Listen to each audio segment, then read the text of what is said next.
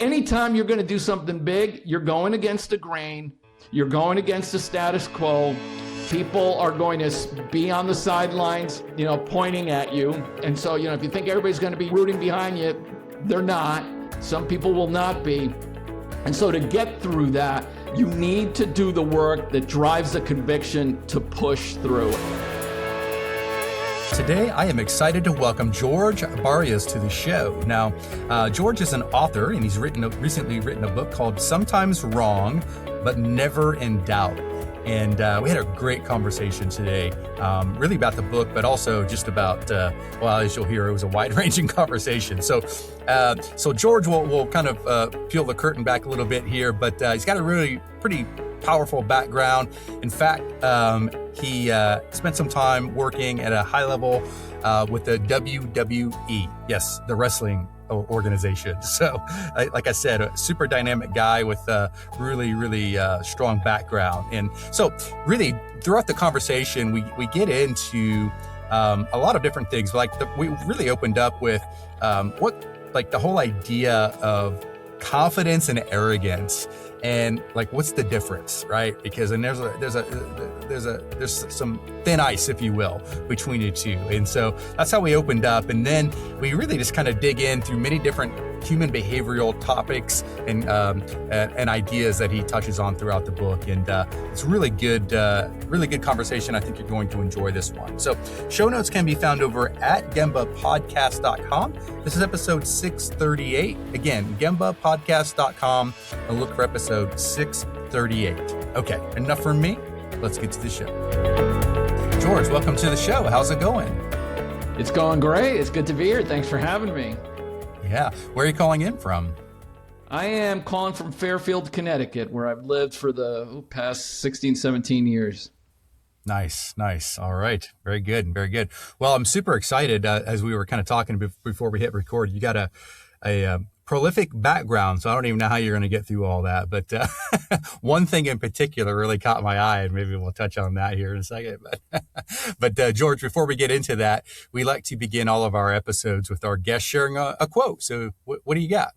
Oh, it's a great question. There's so many quotes. Well, I guess one is top of mind just because I was talking about it with someone. I will say, chip on shoulder equals chips in pocket. Ooh, what's that mean to you? Well, the first time I heard it, the reason it kind of resonated is because unfortunately, I don't recommend it, but I have carried a big chip on my shoulder. I couldn't even tell you why it's there, but it's there. And the person who was saying that he was talking about founders. He's an investor, VC, venture investor, and he said that one of the things he had found is that founders who set out with something to prove, and it was deep in them that they needed to prove something, he had found translated to success. So, like in life, you find things that remind you of yourself and you go, yeah, I'll take that and I'll grab it. So I just remember when he said it, I said, yeah, I've kind of traveled with a chip on my shoulder for a while, and it's not always great, but I think net it's been a positive.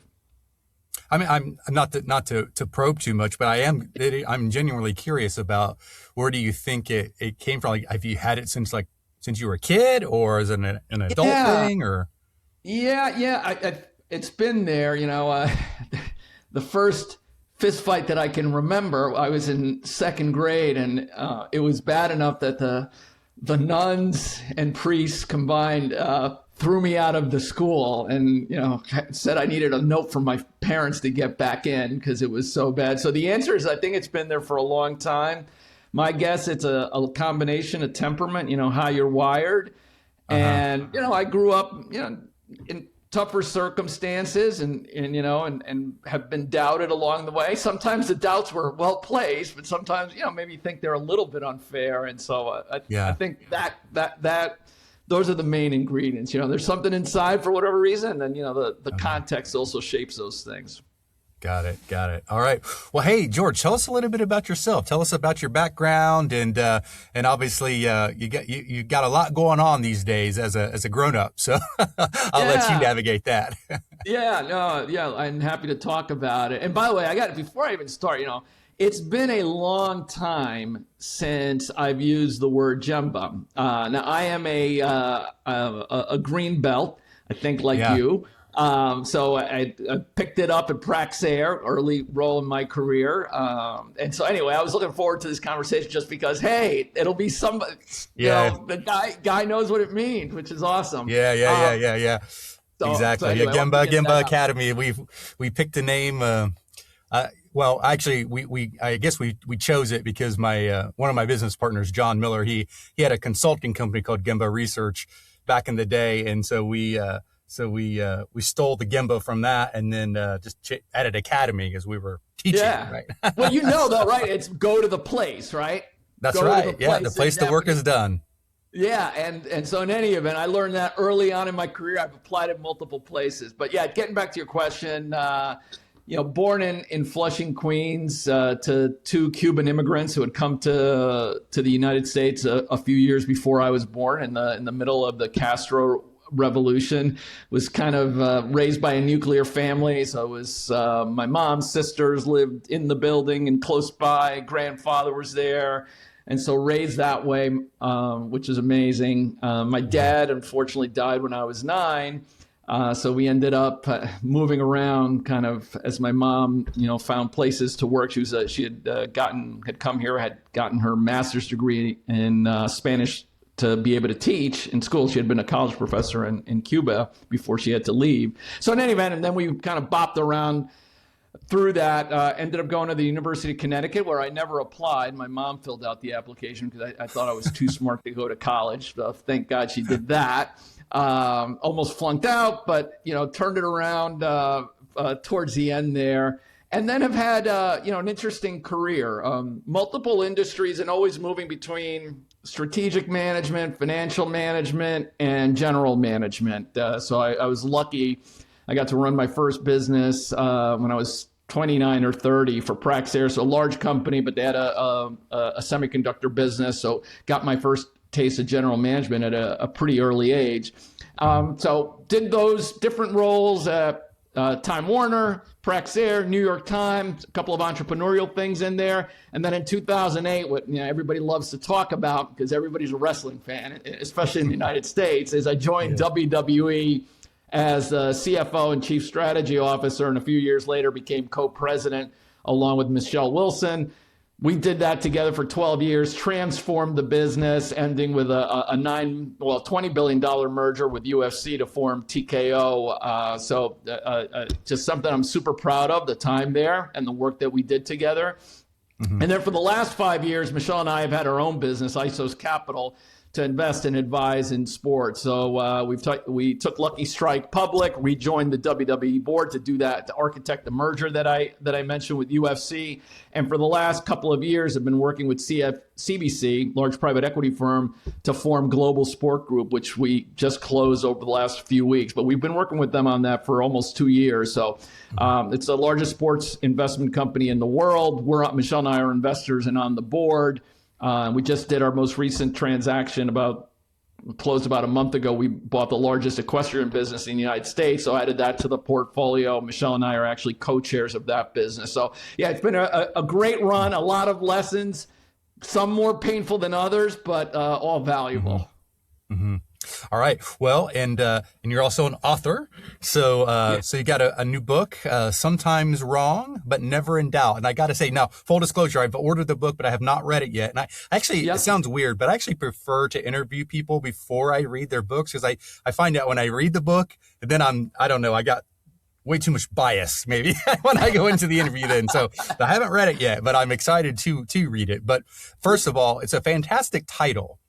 Really, it makes me think, just the title, Sometimes Wrong, but Never in Doubt. Like, first of all, how did you come up with that? And what's the general synopsis of that title? Sure. And I think, most people, anybody who knows is going to read that and go, oh yeah, he's admitting that he's an arrogant SOB, which is not the case. I mean, some people I've been accused of that, and there's probably some truth there, but it didn't come from that.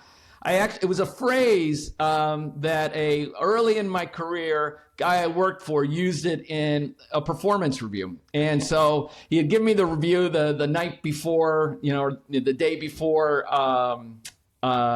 we were going to sit down together so I could read it. Great advice, by the way. I did that after it was awesome. I took that learning. So I tell people all the time, always give people the review ahead of time in writing so they have they can process and they're prepared and they're not hearing things for the first time in the moment. So anyway, he did that. It was a great review. I ended up getting promoted the next day.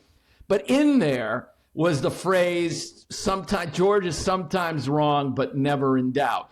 And he actually didn't go into too much why he put the phrase in there. Now, it was, again, buried in a lot of good stuff. I took it, when I read it, it was the thing that stuck with me. I'm like, God, this is, he's telling me that you got to tone down the edge that you have. That's what I took it at, He's saying you're a little bit maybe overconfident and you have to tone it down. So anyway, we get into the review and we're talking and, and I'm like, wow, this is great. And I say, hey, that phrase, why did you put that in there? And so it came from this. And the fact that he recognized it has been one of the real key learnings for me. He said he had gotten it from a book he had read. And the book was by a Harvard surgeon. And he used it, the writer, the author used it in saying that all great surgeons are sometimes wrong, but can never be in doubt.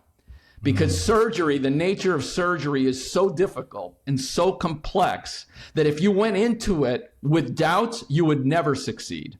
So you're comfortable that there may be failure because it is so difficult, but you have to have the confidence you're going to succeed.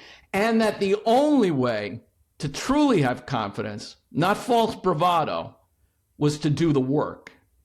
So it was Bob telling me, he said, George, the reason you have it and the reason we love it, that feeling is because we see the amount of work that goes into you hardening your point of view on something, developing a mental model, and whatever the topic is, that's where the confidence comes from. And that's two things. Number one, and I still remember, he said it just like that. He goes, that work and that will get you through the tough times because you'll see that it won't all go smoothly, but because you will have done the work, you'll have the conviction that you're on the right path.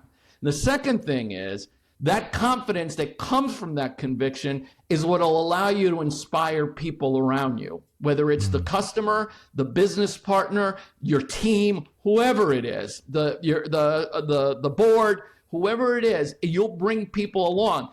But if you don't do the work to get there, he goes, it's not your case. He goes, then people will see through the bullshit. So it was a validation of, learnings I'd had up until my career. I've always been very lucky. I worked with people I learned a lot from. I picked that up actually earlier, that go deep, Gemba, go deep, know how the work actually works. And I had been applying it, and he saw it in me and convinced me to kind of that was the way to go. But anyway, that's where it came from. And, look, when you write a book, you start thinking, well, what am I going to call this thing? So we had a bunch of titles, or I had a bunch of titles, but ultimately that's the one we went with. And I think it certainly resonates. I love it. So you talked a little bit about there just now about the whole idea of confidence. So obviously, there's a big difference between a confident person and an arrogant, SOB, right? Talk about that balance and, what we can do to not fall into arrogance, but have confidence that we need, as leaders. Yeah. And I draw the distinction, and I think there's two things. There's the internal distinction about, is it confidence or conviction born out of lack of knowledge or false bravado, or is it confidence and conviction born out of such deep work that you get to the point where you understand what you're talking about better than anyone else, and that's why that's confidence. So that's number one.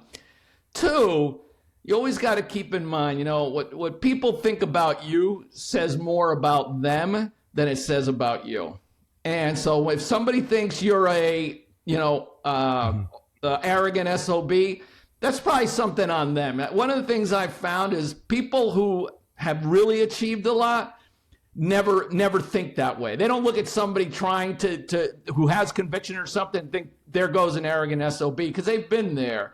The only people who think that are the people who are probably trying to do what you're already doing, and they're a little bit jealous. So you got to break both things apart. Number one, where does it come from? And number two, being comfortable that some people may still not like it. But back to leadership, and everybody has a different personality. So this isn't about personality, because it gets manifested differently.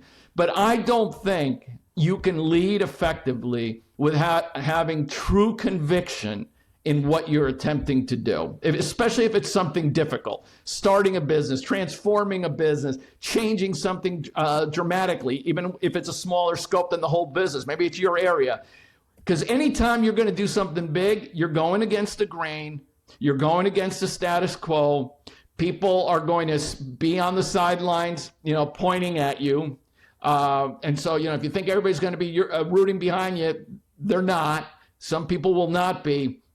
And so to get through that, you need to do the work that drives the conviction to push through. And, I always, we talk about it a lot in the book. In fact, I couldn't help putting the graphic in about the swamp of despair, the emotional journey of doing anything great. And that is, everything always starts like when you come up with something, you go, man, that's awesome. And look, this could be anything. This could be getting married, starting a business, running, whatever it is. This is awesome. Then you start doing it. And if this is something big and important, all of a sudden you start hitting roadblocks and you start going, holy cow, and then things keep getting worse. And you find yourself at the nadir, which is, in this depiction, the swamp of despair, where you feel like, why in God did I do what I am now in the midst of? I'm never going to get out. And the art and the science of it is if you're able to claw your way out because you have that strength, that conviction, because you're on the right path. You can see the green shoots, maybe others can't. Then you come out and you first start going, hey, oh God, I'm out of the swamp. I'm done. Hey, let's call it a day. But if you keep going, you end up on the other side of where you started and going, wow, this is the most amazing thing that I've done. So, and again, it all comes back to, though, do the work, get your conviction, go at it. It's like I said, knock on wood, that approach has worked for me. So as we were preparing for this interview, you had mentioned that, or this phrase is sort of like never in doubt. But that never in doubt is more of a mindset and not necessarily like a personality trait. So I'm wondering if you talk a little bit about what does that mindset look like in practice? Yeah. And I'd say it's not personality, right? Because some people are extrovert, they talk with their hands. Other people are not. They're stoic. They don't say much. They're quiet. They listen more. Other people think by talking, right? So those are personality traits. The conviction from the work, from the thinking that I talk about, what it looks like is a lot of paper with stuff on it, with a lot of writing, with a lot of thinking. Anything big, if you really are going to do anything big, you have to think. And you only think by one way, is by writing. Not by talking about things, but by writing about it. And when I say writing, it could be words, it could be numbers, it could be shapes, whatever that is.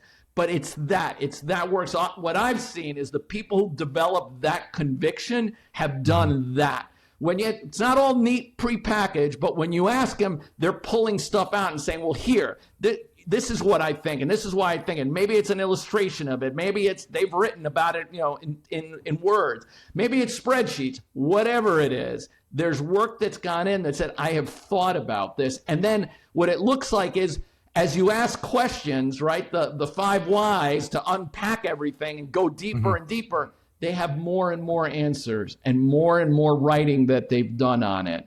And that, to me, that's where that conviction comes from. It's not by how loud you speak. It's not by how confident you sound. It's by your ability to, when you're dealing either with the failures or with people questioning you, you have the answers because you've done the work. I always said, I never, during the WWE transformation early on, everybody was a critic. Literally everybody thought what we were doing was wrong. Inside the company, outside the company, investors, they didn't get it. And somebody said to me once, we were talking about this. It was an investor, and he said the one thing that gave him confidence, and he was one of the ones that made a lot of money because he never sold. He said what thing that gave him and his partner confidence is when I would meet with them and they'd ask questions, I would be pulling things usually digitally out saying, hey, this is how, and it would be my writing. It wouldn't be, but here's how I'm thinking about this. It was all public information externally, sanitized, put out there, but they could see the depth of the thinking. And they said, look, that's what gave them confidence that we were on the right path. But back to your question, what it looks like, that's what it looks like. The people who have done that. If you ask somebody who's just sold you something and say, hey, let me see, show me something around what you just talked about, and they can't pull it out, then they haven't really thought about it. Then there's a good chance they're bullshitting you. Mm-hmm, mm-hmm. Hey, so let's talk a little bit about not a fun topic, which is failure. And we've all failed from time to time in our lives. Talk a little bit about how a high performer should really reinterpret failure so it's more strategic rather than demoralizing. Yeah. And look, failure is a signal, right? So it's another input, and it's telling you one of two things: either what you thought or assumed would work doesn't. So there's a learning there, and there's also the element, like I like to say, there is normal variance, normal variation. Things are within a spectrum, so you're not always getting the same. Sometimes there are things outside your control that are within the spectrum of expected outcomes that go against you, and you have, that's something that you have to accept, and you have to understand the distinction between those two, because what you don't want to do is change what you're doing because you got a result you don't like, when in fact the result was just normal variation. And that's what luck is. Good luck is it goes your way, bad luck it doesn't. So you have to think about that and understand that. But but that's the technical element. The emotional element is difficult. Look, I had a massive run at WWE, and how does it end? It ends up getting fired. Now there's a whole story about how we got to that. And it was, it was kicked off by me actually resigning a few months earlier. But ultimately, in that moment when it happened, doesn't feel good. And look, you learn from it where you think there are things to learn. And then other than that, and it's the cliche of all cliches, is you just then get moving forward. You just get up and get moving forward.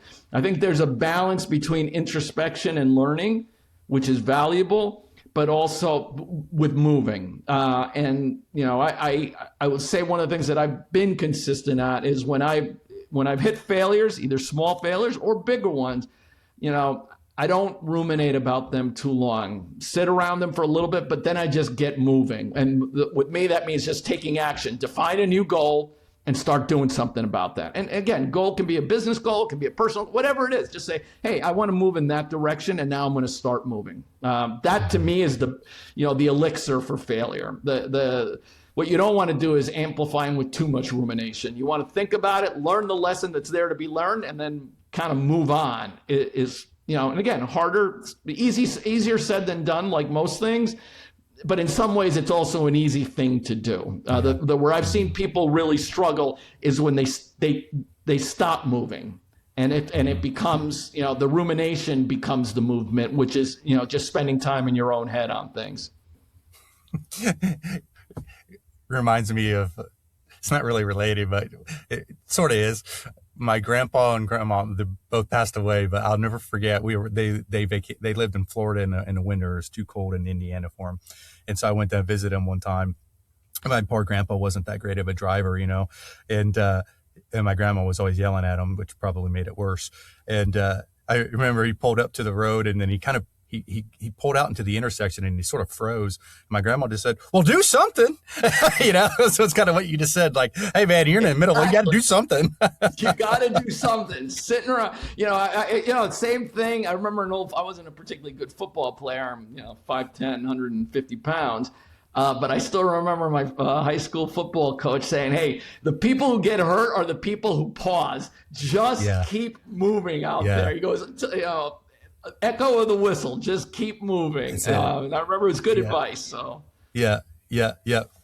Hey, so when you look at your business career, and you've had a vast career, lots of experiences. I'm sure you've had a lot of highs and a lot of lows along the way. But when we're facing sort of this ambiguity that we do in not just business, but even life, right? Like what do you think separates smart risk from just being reckless? Yeah, that's a great question. Look, I always say you can't quantify everything perfectly, but you can attempt to quantify things, which in a lot of ways, the process of doing that, even those things that are difficult to quantify, hardens your thinking on them. So to me, and again, it's a cliche, but it's a cliche for a reason. Risk doesn't stand alone. Risk stands with, well, what's the opportunity? So if something has a 10% chance of success with 1,000-time payoff, and that could be an emotional payoff, an economic payoff, whatever it is, those are things you look, when I say, hey, you look at that. Something has a 10% chance of success and you're going to get a 5% improvement in whatever thing you're looking at, then you're like, well, is the juice worth the squeeze there? So to me, reckless is a combination of two things, potentially one of two things. Not doing that thinking, and again, not everything is easily quantifiable, but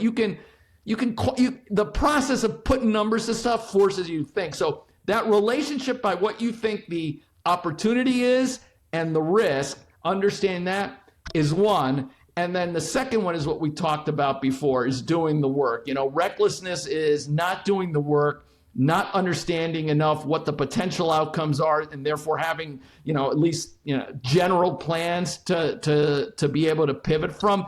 That to me is what drives recklessness. But if you do it, if you think you've got this thing where, hey, there's a chance of failure, but the outcome is so great that relationship is one you're comfortable with, and then you do the legwork to give yourself the best chance of success and also give yourself optionality as you hit roadblocks, I think then you're taking smart risk when you do those two things. I think recklessness is you don't do either one, or, worst case, you do only one. Worst case, you do neither. I think is then truly reckless. And which, look, by the way, I've seen in my career, I've seen people who do that.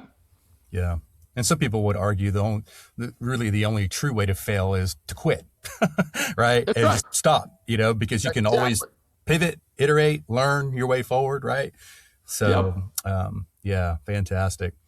Well, hey, George, this has been a lot of fun. I'm wondering, maybe to wrap things up, I don't know, do you have any sort of final words of wisdom, or maybe some parting advice that you want to leave for the listeners?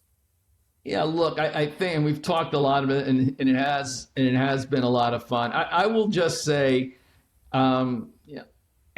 there's a huge world out there of opportunity in whatever it is that you want to do. Again, it's not all about career; it's personal. My advice is what we were just talking about. Kind of get to know yourself, get to know what really inspires you, and